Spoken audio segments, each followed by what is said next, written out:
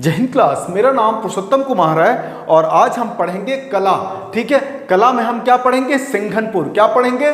सिंघनपुर। ठीक है, क्या पढ़ेंगे? सिंघनपुर। ठीक है, इसके बारे में मैंने बताया था, इसके बारे में थोड़ा बहुत मैंने बताया हुआ है कि यह मध्य प्रदेश ऑब्लिक छत्तीसगढ़ के रायगढ़ क्षेत्र के, क्या बोला था मैंने कि मध्य प्रदेश ऑब्लिक छत्तीसगढ़ क्यों बताया था मैंने? पहले मध्य प्रदेश, अब रायगढ़। रायगढ़ किस क्षेत्र में? छत्तीसगढ़ में। बता चुका हूं मैं, पिछला वीडियो देख के आना है और अच्छे से क्लियर होगा। सिंघनपुर के बारे में आज हम पढ़ेंगे, जो मध्य प्रदेश अगर पुराना नाम पूछेगा तो मध्य प्रदेश या छत्तीसगढ़ के कौन से? रायगढ़ क्षेत्र। छत्तीसगढ़ के रायगढ़ क्षेत्र के उप क्षेत्र कौन सा? सिंघनपुर के बारे में हम पढ़ेंगे। ठीक है, चलो फिर शुरू करते हैं। ये मध्य प्रदेश पहले था, रायगढ़ पहले जो था वो मध्य प्रदेश में था, अभी वो छत्तीसगढ़ में आ चुका है। तो छत्तीसगढ़ के बारे में हम बोलेंगे कि रायगढ़ किस क्षेत्र के अंतर्गत आता है? तो छत्तीसगढ़ के अंतर्गत। फर्स्ट प्रायोरिटी इसको, सेकंड प्रायोरिटी इसको, बता चुका हूं पिछले वीडियो में। ठीक है, चलो अब ये रायगढ़ का जो उप क्षेत्र है सिंघनपुर, इसके बारे में पढ़ेंगे। क्वेश्चन पूछेगा यहां से सिंघनपुर के बारे में कि सिंघनपुर किस क्षेत्र के अंतर्गत आता है। बोलेगा कि सिंघनपुर किस क्षेत्र के अंतर्गत आता है? किस क्षेत्र के अंतर्गत आता है? किस क्षेत्र के अंतर्गत आता है? तो क्या बोलेंगे? किस क्षेत्र के अंतर्गत आता है? रायगढ़। सबसे पहले रायगढ़। ठीक है, ऑब्लिक छत्तीसगढ़। ठीक है जी, ऑब्लिक छत्तीसगढ़, क्योंकि रायगढ़ अभी कहां आ चुका है? छत्तीसगढ़ में। ऑप्शन कोई भी देगा किस क्षेत्र के अंतर्गत? रायगढ़, छत्तीसगढ़। अगर स्टेट में पूछेगा तो छत्तीसगढ़, समझ में आ रहा है, और उपक्षेत्र पूछेगा तो रायगढ़। ठीक है, रायगढ़ का उपक्षेत्र है सिंघनपुर। तो सिंघनपुर किस क्षेत्र के अंतर्गत आता है? रायगढ़ ऑब्लिक छत्तीसगढ़। ठीक है, समझ में आ रहा है। चलो दूसरा क्वेश्चन पूछेगा। अब इससे दूसरा क्वेश्चन पूछेगा कि सिंघनपुर किस नदी के तट पर स्थित है? क्या पूछेगा? सिंघनपुर किस नदी के तट पर स्थित है? किस नदी के तट पर स्थित है? किस नदी के तट पर स्थित है? कौन? सिंघनपुर। तो आपको बताना है माठ नदी के पूर्व में स्थित है। माठ नदी के, इसको याद करना पड़ेगा आपको।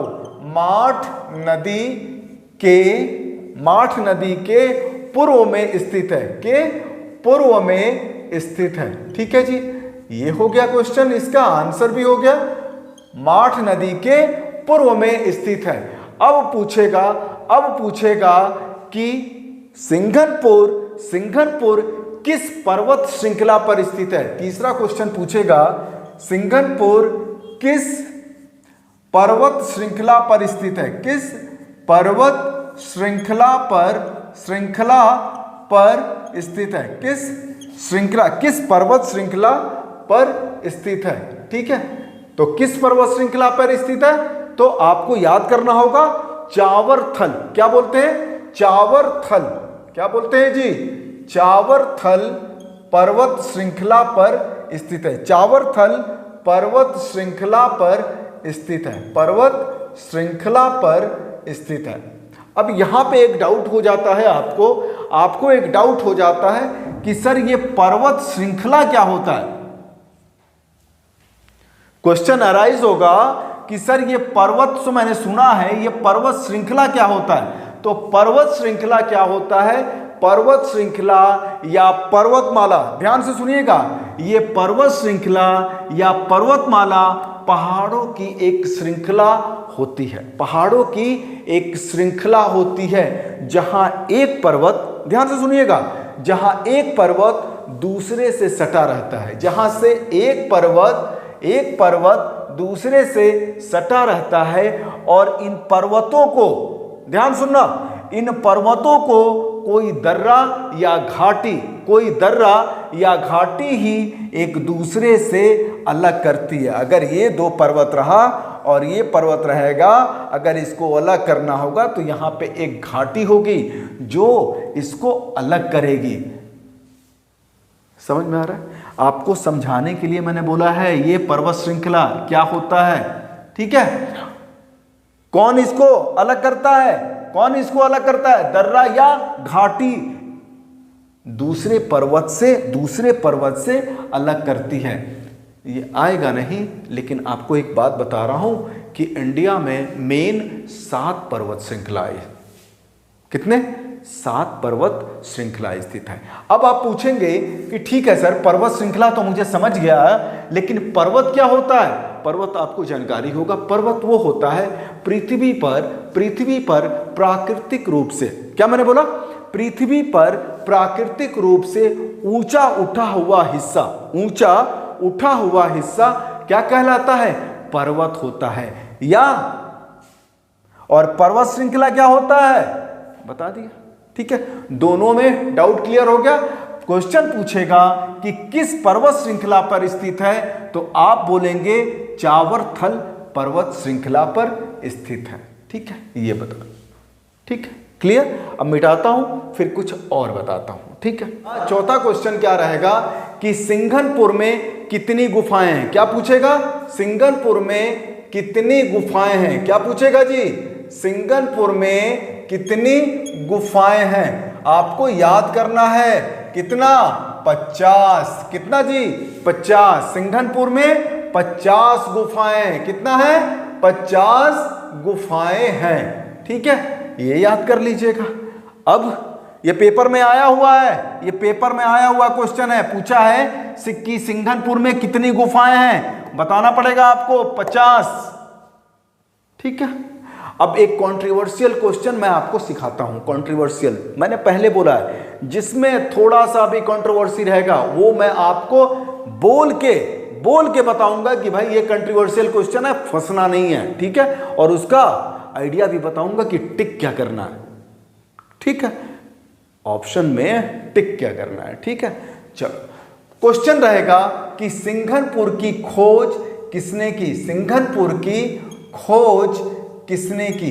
ठीक है, खोज किसने की? ये क्वेश्चन आता है और ये कंट्रोवर्शियल क्वेश्चन है, ठीक है। कंट्रोवर्शियल क्वेश्चन है, आंसर इसको देना है सिंघनपुर की खोज किसने की। तो आपको आंसर देना है सबसे पहले 1910 में कौन था? डब्ल्यू एंडरसन ने की थी, ठीक है। 1910 में एंडरसन ने की थी। समझ में आ गया?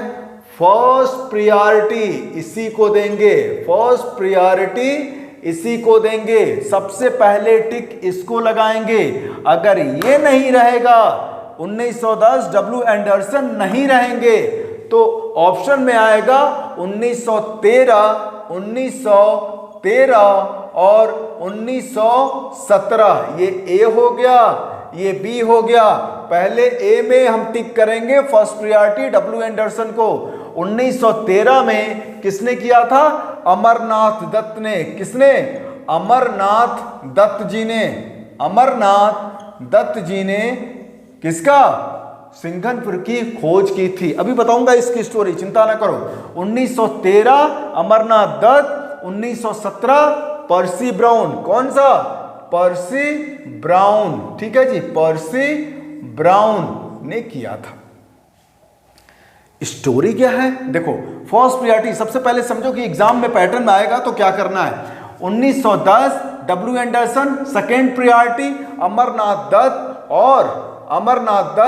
और पर्सी ब्राउन, सेकेंड प्रायोरिटी, ठीक है।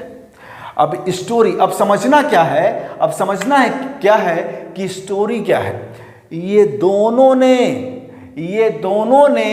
इस गुफा का सिंघनपुर की गुफा का परिचय दिया था। कौन?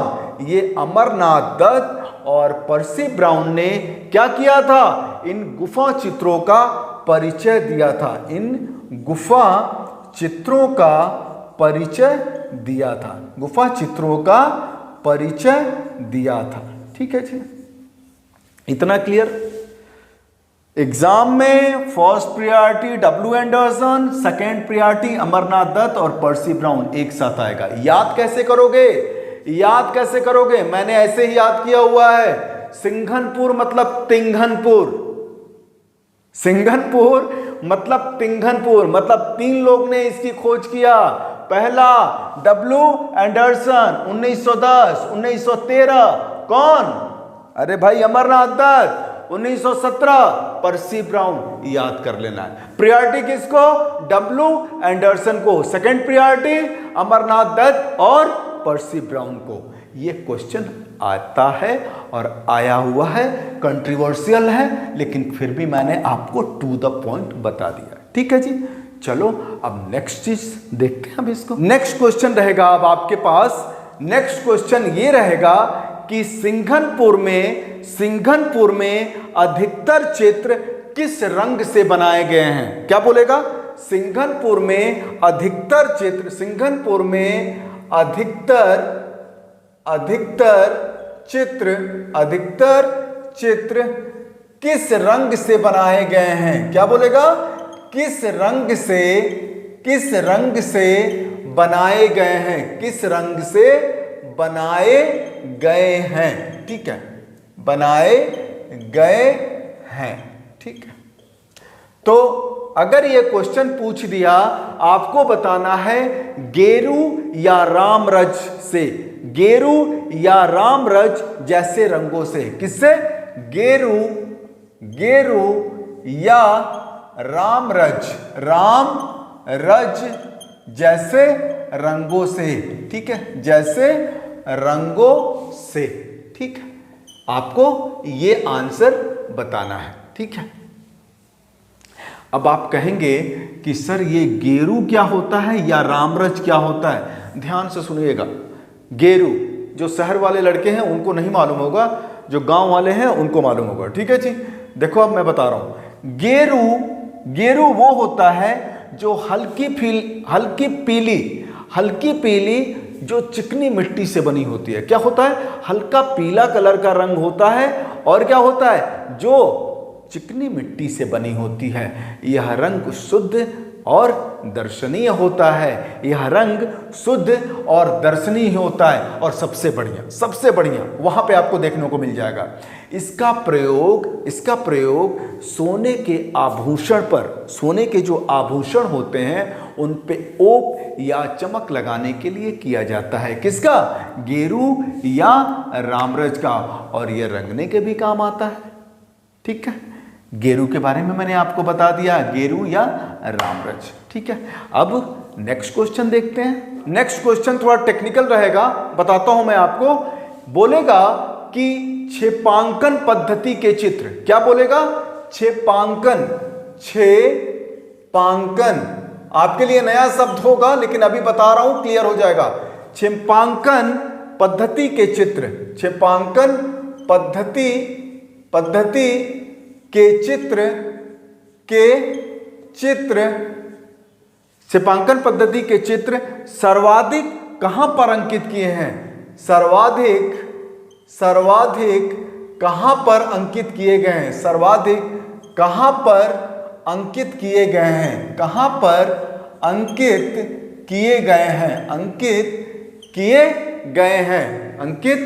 किए गए हैं।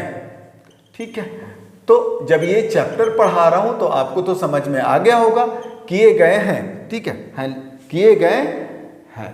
ठीक है, आपको बताना है सिंघनपुर से। आंसर पहले सीख लीजिए, सिंघनपुर से। ठीक है जी, सिंघनपुर से।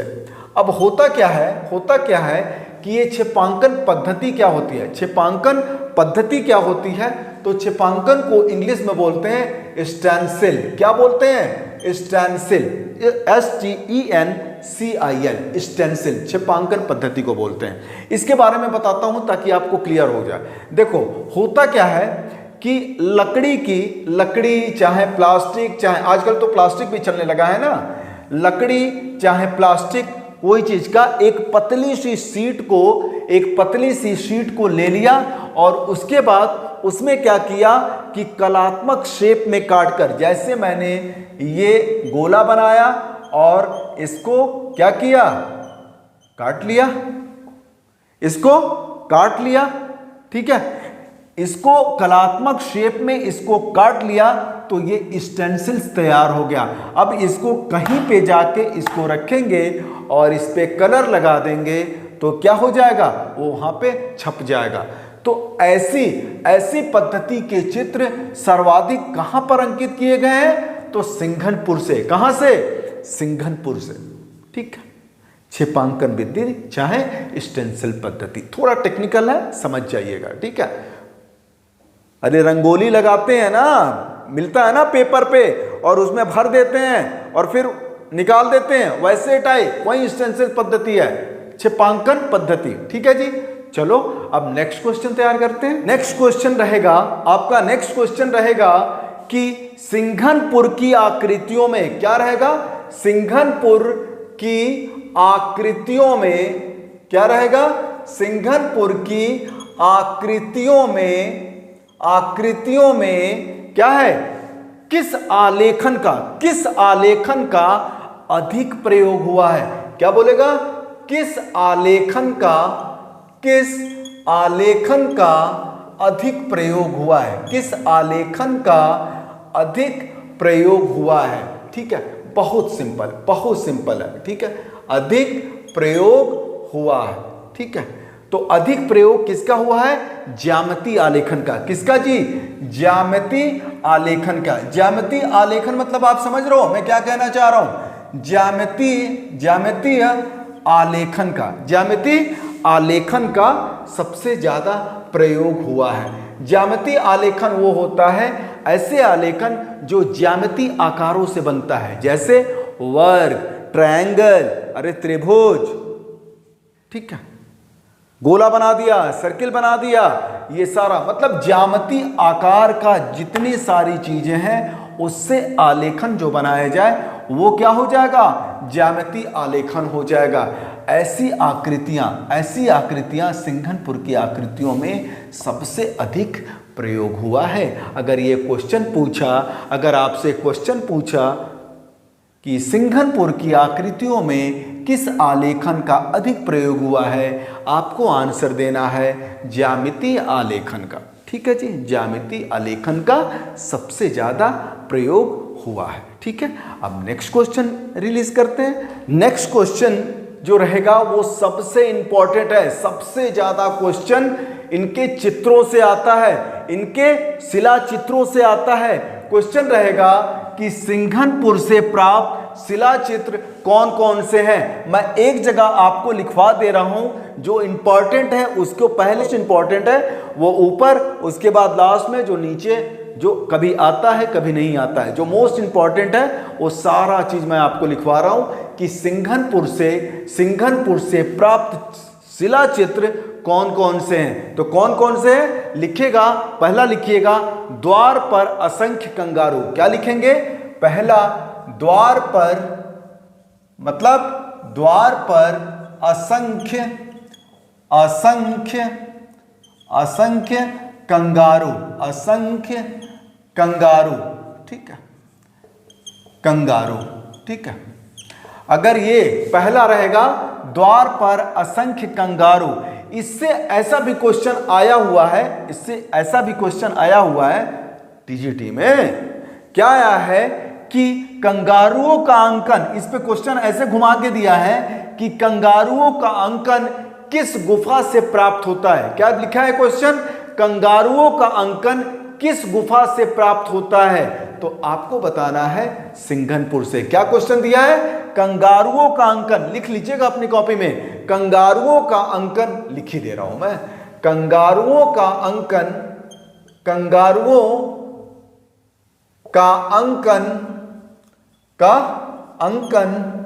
किस गुफा चित्र से, किस गुफा से प्राप्त हुआ है, चित्र नहीं, किस गुफा से प्राप्त हुआ है, किस गुफा से किस गुफा से प्राप्त हुआ है, किस गुफा से प्राप्त हुआ है?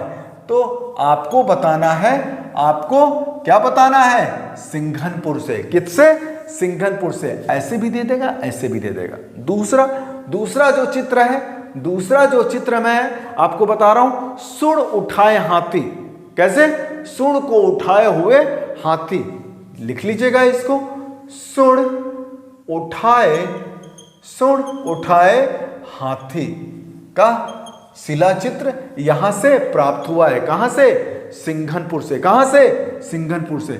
सुड़ उठाए हाथी कहां से प्राप्त हुआ है? सिंघनपुर से। ठीक है। अब कैसा? महिषी व अरना भैंसा। देखिएगा, महिषी व अरना भैंसा। ये सारा क्वेश्चन आया हुआ है, इस वजह से लिखवा रहा हूं मैं आपको। ये मोस्ट इंपॉर्टेंट है। ठीक है। ये तीनों बहुत ज्यादा इंपॉर्टेंट है। अभी एक और इंपॉर्टेंट आएगा। महिषी क्या है? महिषी ऐसे लिखा जाएगा। महिषी व अरना भैंसा की शिला चित्र कहां से प्राप्त हुई है? सिंघनपुर से। ठीक है। और चौथा, इसी से थोड़ा रिलेट करके, जंगली भैंसे को खूब आया हुआ है ये क्वेश्चन। जंगली भैंसे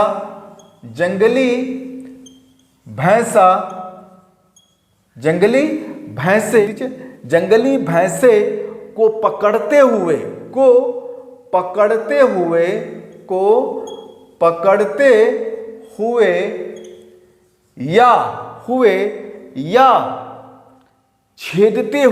या छेदते हुए कौन?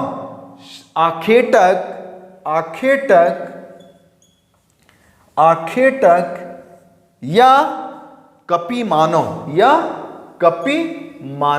ये खूब क्वेश्चन आया है बेटा जी, खूब आया हुआ है क्वेश्चन। ठीक है। चलो पांचवा, ये मोस्ट इंपॉर्टेंट है। ये पांचवा क्या देगा? जंगली भैंसा। क्या देगा? जंगली भैंसा। जंगली भैंसे का चित्र, शिला चित्र कहां से प्राप्त हुआ है? तो बताएंगे आप, सिंघनपुर से। जंगली भैंसा। छठा क्या हो जाएगा? घायल भैंसा। सब भैंसा हैं ये यहां पे, घायल भैंसा। ठीक है। और सातवां हिरण, खरगोश, छिपकली। क्या है? हिरण, खरगोश और छिपकली। ठीक है। ये सारा शिला चित्र कहां से प्राप्त हुआ है? सिंघनपुर से। ठीक है। द्वार पर असंख्य कंगारू, सुड़ उठाए हाथी, महिषी व अरना भैंसा, चाहे जंगली भैंसा को पकड़ते हुए या छेदते हुए, आखेटक या कपी मानव, जंगली भैंसा, घायल भैंसा, हिरण, खरगोश और छिपकली। उम्मीद कर रहा हूं कि आपको क्लियर हो गया होगा। सिंघनपुर से इतना ही आपको पढ़ना है, आलतू फालतू नहीं पढ़ना है। जो पढ़ा दिया इससे क्वेश्चन आना ही आना है। टू द पॉइंट, एकदम टू द पॉइंट आपको पढ़ा रहा हूं मैं। नोट्स बनाइए और याद करते रहिए, रिवीजन करते रहिए। ठीक है। Learn, revision and practice. Learn कीजिए, रिवीजन कीजिए और प्रैक्टिस करते रहिए। अपने हाथ में आएगा टीजीटी, पीजीटी। उम्मीद कीजिए, मैं उम्मीद कर रहा हूं कि आपको तैयारी हो रही होगी। ठीक है जी। Thank you so much. जय हिंद।